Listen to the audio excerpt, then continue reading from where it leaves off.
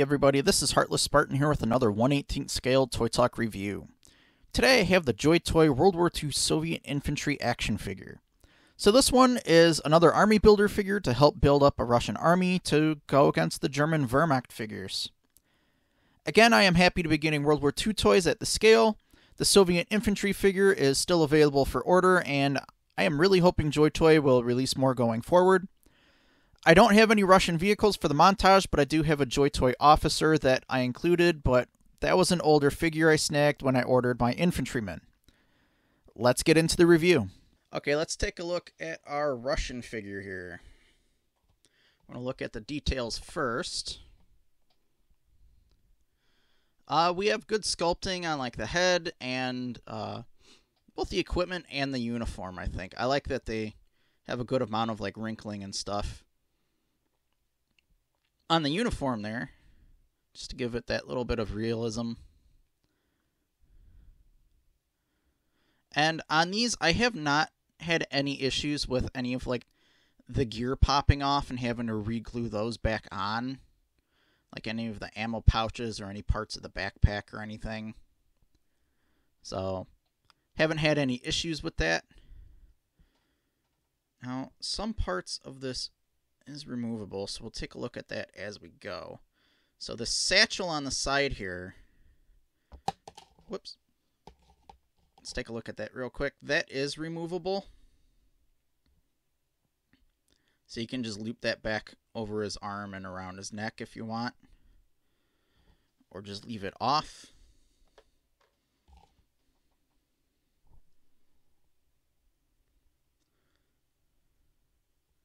Nice head sculpt on this one, too.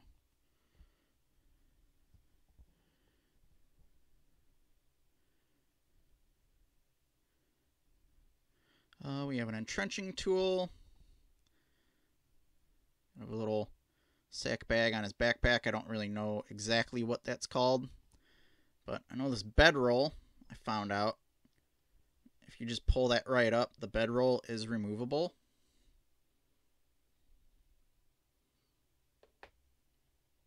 But then his belts and webbing aren't really removable unless you cut the glue off the little tabs here.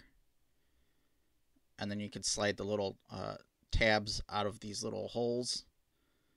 And then you'd be able to put those back through and kind of snap it back on, but it doesn't like hold. You'd have to re-glue it if you wanted to put the backpack and that back on. Little canteen there on the side. That looks pretty good. And his trousers have like a little bit of that kind of cavalry look to them almost.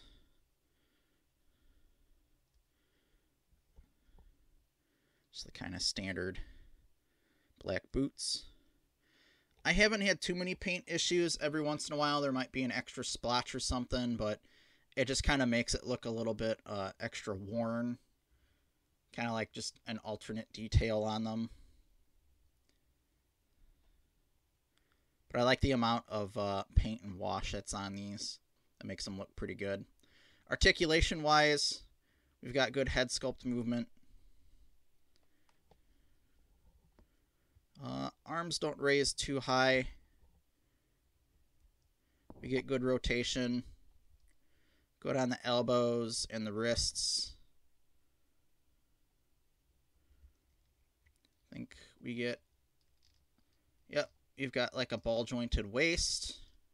And then the lower part of his shirt acts almost like a skirt. That's like a second piece. And his legs will turn. And that will kind of good in the hips there. And then the knees are like double jointed. And then the feet have some rotation in there too, so you can pose them pretty well.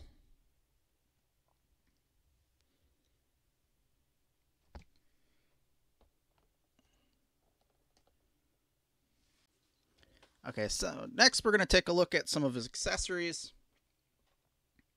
Now his hat is just kind of like a malleable rubber, but that also lets it just kind of hug the top of his head a little bit better so it stays on. Like if I flip him upside down, like it's not going to fall off. It's got that Soviet red star on the front there. Has some folds sculpted into it along with some painted stitching.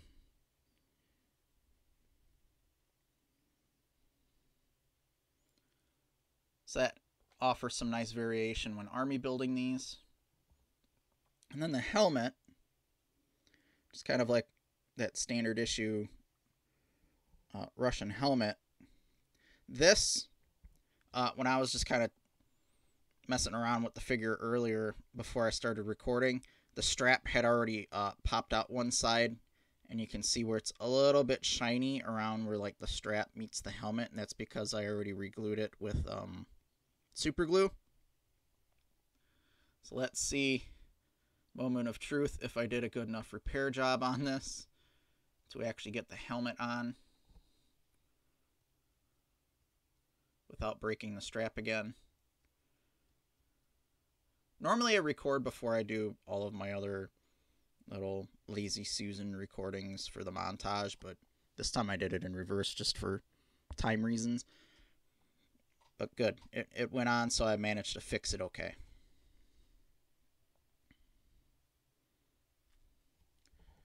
Now, when it comes to his weapons, so this is either a Tokarev SVT-38 or a Tokarev SVT-40. I think the SVT-40s had the scopes on them, so maybe we'll go with that. But that has some nice sculpting detail on there. I have not had any issues with the straps popping off of these yet, so hopefully those won't really be an issue. Now, he actually does hold these fairly well. It just takes a little bit of time to kind of pose it the way you want it. Oops. I've got a new camera set up here, and I'm trying to do this around my camera and above my microphone, so that way we actually get a good view of the figure. So I'm going to have to kind of get used to that.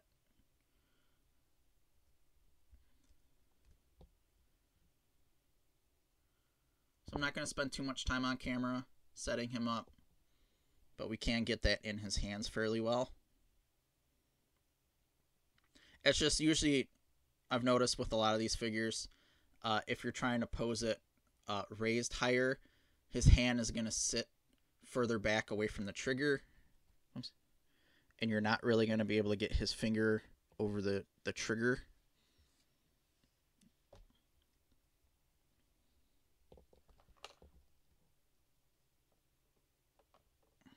Now his next weapon, I think this one's called a SSH-40. It's a submachine gun. It has the drum magazine on the bottom there that has a little bit of sculpting to it. If I can catch the light. Yep. I've not had issues with the straps popping out on these either. The magazine does not slide out. I thought maybe with that, the way it looks there, I might be able to slide it out, but I can't. It's glued in there. This, I have also had no issues really getting that in his hand either. It's just the stock on this one's a little bit long, so it's a little bit harder to pose that going against his shoulder while keeping the hand gripped on it. And then I've seen in a lot of old photos, like a lot of soldiers were tending to just sort of hold them almost by where the drum magazine kind of meets the lower grip of the rifle there. So that's kind of how I tend to actually pose them with it.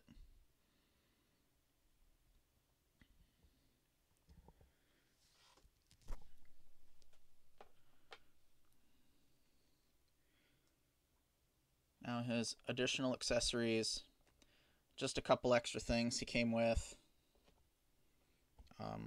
If I can get it on camera here. Just some little extra hands. So he came with left and right closed fists. They're not too hard to swap out. So far, I haven't had any wrist pegs break on the Joy Toy figures, which is a good thing. But I don't think they've included any extras with any of the ones that I've bought. But they haven't been difficult to remove and swap out.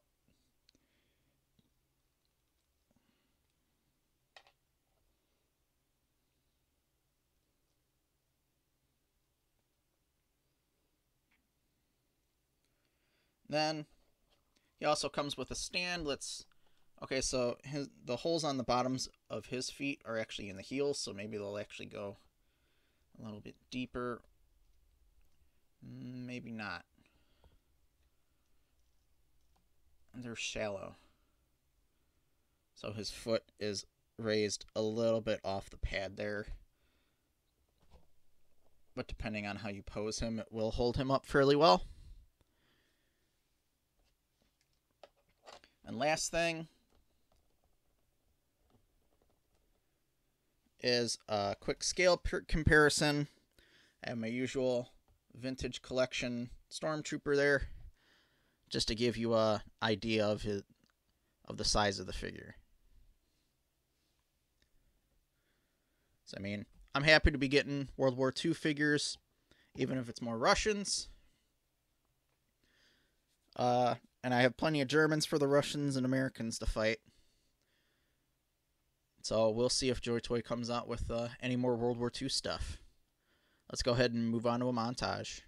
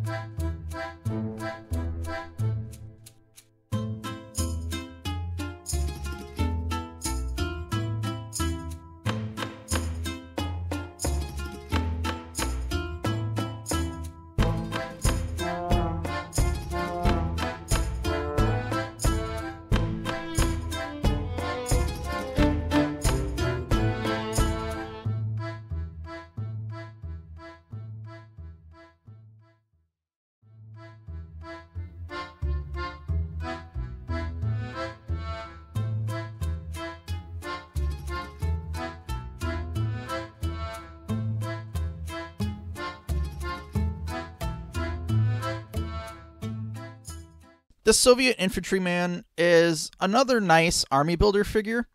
I like the accurate weapon variety as well as the inclusion of both the hat and the helmet. The ability to easily remove the bedroll and satchel allowed me to mix things up without having to break or glue anything. The variety of swappable and removable weapons and equipment allows for a good variance in appearance when army building, so they're not just a bunch of carbon copies of each other, which is pretty nice. The sculpting and paint detail, including the articulation, were all pretty good. The only issue that I had was having to repair the helmet strap, which held fairly well with super glue. Overall, it's a good addition to my World War II figure collection, and as always, I look forward to building it up further with more Joy Toy figures. I hope you've enjoyed the video. Be sure to hit the like button and subscribe to the channel if you haven't already. Leave a comment. It's always good to hear from other people that are into collecting World War II era figures. This has been Heartless Spartan. Thanks for watching. I'll see you next time.